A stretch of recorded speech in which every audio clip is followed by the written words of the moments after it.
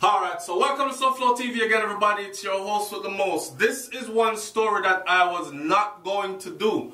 I'm never going to do nothing on that story here because it just did not strike me as... I don't want to take away any credit from the guy that did the saving. Yes, if you pay attention to Jamaican news, you've seen this picture floating around many places. They're hailing this guy that come from Trenchtown as some hero for jumping in the rushing waters and saving this little boy.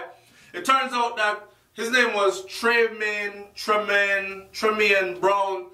He's a deportee, right? He's a deportee from England, and he's from Trenchtown. The thing about it for me, why I was not going to do anything on it, was I was thinking to myself, how is that heroic? Or aren't there many more? Okay, yes, it was heroic, but aren't there many more like him? So why highlight just one, right? All right, go past that little bit now. Come on my channel, me say, enough people past SouFLoTV audience, I said, SouFLoTV. People even use it to cuss me. Some people are saying, SouFlo, do a little something on this one because the youth deserve some recognition, a good thing him do, right? Let not all the news be bad news. Me say, alright, fair enough. Me see people come on and say, yeah man, him never have nothing good to say about Jamaica yet. But if a pin drop of Jamaica, him the way a foreigner and do story upon it and all these things. Some of you are so foul. But you know what, I'm going to skip past that. I'm going to look at this whole situation in a different light. So, Tremaine's heroism could help change our view of how we view deportees. People deported, people kicked out of foreign countries, sent back to Jamaica, and I've done videos on this topic before, but let's revisit, right? Let's talk about the stigma that's attached to the deportees first. Then we're going to talk about the reality of life as a deportee. Then we're going to talk about what he did, why so many are hailing him as a hero, versus what's really going on in Jamaica today, because there has been a shift. So first let's talk about the stigma that's associated with deportees. Everybody knows what a deportee is, right? You get flung out of a foreign country, you belong to Jamaica because that's where you were born, right? And they decide they don't want you in that country anymore for whatever the reason may be. You're out. The stigma that's associated with deportees, once you're deported back to Jamaica, is that you're worthless, you're no good, and you have come back to be a burden on society. So not too many people want you around, right? Go ahead, deportee boy. In a shot as my youth, they say, yo, if a boy will call me deportee, say me rinse my gun in him, but alright. That's to show you it's nothing good when them call you deportee. Now, there's also a stigma that you're coming back to be a burden on society. You're probably going to get involved in crime. Because most deportees leave Jamaica. When they come back, they don't know how the system is ran anymore. They're not used to how things go on the ground. And they do become dependent on those around who can help. Or they turn to crime. Or some people say, a big criminal, them are foreign, so them I bring them criminal ways with them. Some people do time in prison before they come home, before they're deported. 5 years, 10 years, 15 years, them kind of thing there. Well institutionalized, then you're suddenly released upon the Jamaican society from like a foreign prison. A foreign prison that has so much homosexuality, so much robbing, killing, like so much predatory way of living and thinking. And now you're released upon society in Jamaica. Then you say, whole heap of raping a go on, and whole heap of shut up, and whole heap of, right? So people are saying the deportees them, the deportees them, the deportees them. That's why a lot of people don't like deportees. Bigger than that though, a lot of people really don't like the deportees because people in Jamaica look at it as, yo, you never go to embassy and see the line them out there. As much as people are talking about foreign move and go, I guess someone wants to stay and whatever. check them and see if them not check out or trying to check out. Them up at the line, up at embassy, and wait the line them long. There are a lot of Jamaicans that are trying to get the hell out of Jamaica. Not because they don't love Jamaica, but because opportunities are scarce and limited, and the whole of we can't feed off of the same bread. So people are trying to get out, to get to lands where there are better opportunities, right?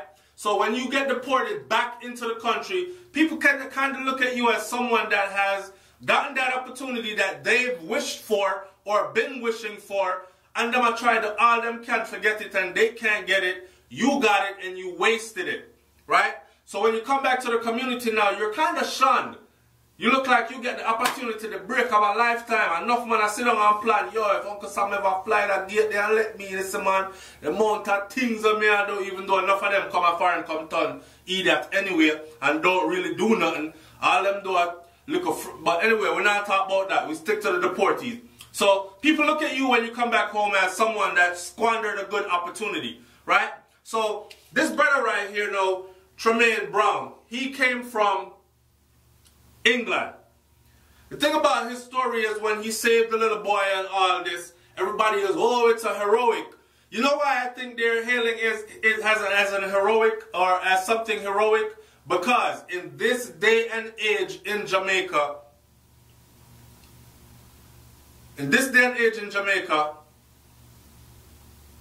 people tend to be more like this.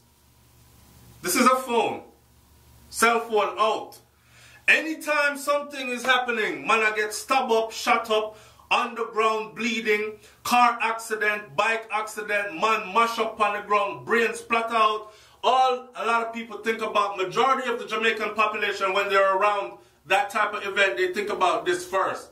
Grab a phone. Not grab the victim and try to save the victim. They rather crowd around the scene, make a whole lot of noise, grab their cell phone. Jesus Christ, God Almighty, no man in dead man. Look that, the one that shame brain shell out. Like, create a bunch of excitement instead of actually jumping in to help. That is the reason why. Now, I've said this before, that Jamaica has become such a cold society, and the people have become so accustomed to death, accustomed to violence, accustomed to seeing things go wrong, that now they just grab a phone, take picture, them not even by the help. So for this brother here, and the brunt of his story is, the heroic part about his story is that he actually does not know how to swim. So you can imagine how many other people were there that really don't know how to swim. But did they think of jumping in the water? No, they thought first, me can't swim, so I better a little boy drown than two I will drown. A better one than two, right? So they didn't jump in. It was a selfless act of Tremaine Brown. I hope I'm saying his name right. It was a selfless act that he committed. Just chuck off into the water, because now other names are surfacing. Other people are showing up. And now they're saying that it's not only one, but it's three. Because after he jumped in to rescue the little boy, yes, he got a hold of him and he held on to the little boy, but he wasn't a good enough swimmer to actually get them out of the water. But he did enough to hold on to a branch and where the little boy wasn't being swept away, and he was able to hold them until more help came. Now from that came another person that said he feels like, this other person now name is Vivian Alfonso Coombs. And Vivian is saying that, yo, me feel left out, because everybody offer him job on all these things. You see what I'm talking about? It's this selflessness versus I'm not doing it unless there's something in it for me kind of thing. So he wants to be recognized as well. He wants job offers as well. And in a society like Jamaica, I mean, who can really blame them? Opportunities are scarce and limited. And if him see that brother there get all them things and he knew he was a part of it, I would probably step out too if my situation is desperate. I don't know what his situation is, but I'm saying, if you go rescue somebody, you don't do it for rewards. And the third boy will come in now is actually a really good swimmer. And the story is that he is the one that actually saved them. And this youth has actually saved people before from drowning. like he's a really good swimmer, deep diver, everything like that. And he saved people before from dying, from drowning. So him tell him story to the star how him did sit down and drink a bottle of dragon, and somebody who know him as a good swimmer would dive deep and save people already and thing. Run come get him and show him what I want. So him run go down there, got involved in it, ended up saving all of them. Even he himself said he doesn't want to be recognized or anything like that. All he wants is a job. Him just want a job, like probably down at one of them resort there somewhere where him can, as a lifeguard or something like that, put his skills to good use. He honed his skills out there in Kingston on the waterfront, where him go diving all the time, teach himself to swim, and swim very well. He's a very strong swimmer. I don't remember what the little youth name. End of the day, the story is like this. When you're going to do something for somebody, save a life or whatever, don't expect nothing in return. Then it's genuine. If you're the type of person to jump in and then later say, boy, you owe me something, then it shows that you probably would have never done it than if something wasn't in it for you. And majority of the people that were around, they would have never done it because nothing ever in it for them. And second of all, they had to think about self first. A selfless act is when you think about others before yourself, right? And that's what actually made this youth, this deportee from England here, an actual hero. The point that he could not swim, but he jumped into the raging water and he was swept away with the little boy, but did his best to hold on until the little youth was rescued. The life of a deportee in Jamaica is not nice at all, especially if you don't have no connections, right? I have family members that have been deported, but them have people who can look out for them. Now, I know people that have been deported and they don't have nobody to look out for them, and it's hell on earth for them. And that's about people that left Jamaica at like 2 and 3 years old, getting deported at 30 years old, had never been back their whole life. Even forget where Jamaica them come from, so you can't imagine. You can't imagine the fright when you come off of that plane and nobody knows or remembers you, and you're going somewhere where you know no one. You don't know the land. You don't speak like the people there.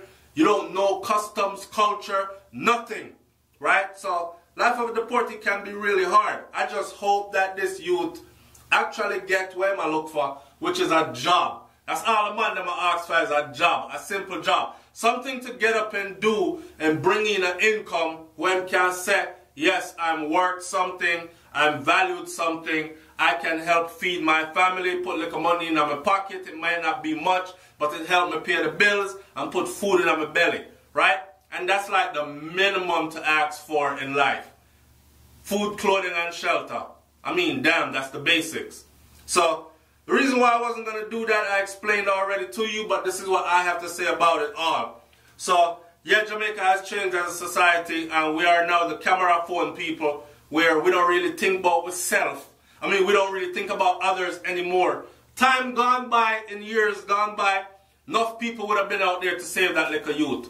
Nowadays, that little youth there got sent an angel, one that couldn't swim, but upon that day they found a way to swim good enough to save him or hold on to him until better swimmers came and saved them.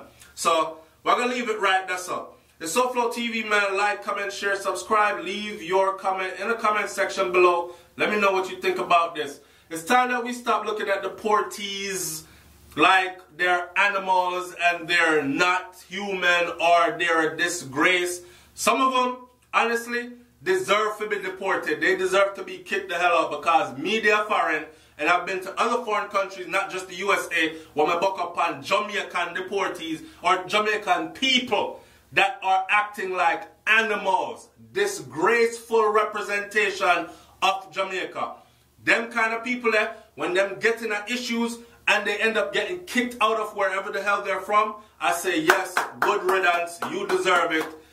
Make somebody better come who have a better plan and is going to actually work towards helping others. Because one can feed 20, you know. So if you one get the opportunity, I'll come spoil it. So you see what I'm saying? I left it there, so. There are a lot of deportees who aren't evil, bad people or anything like that. Them just fall upon some hard luck and situation went that way there. You don't know it, go already. It's SouFLoTV, man. Like, comment, share, subscribe. Again, let me see what you got to say in the comment section below. I'm up out of here. Peace.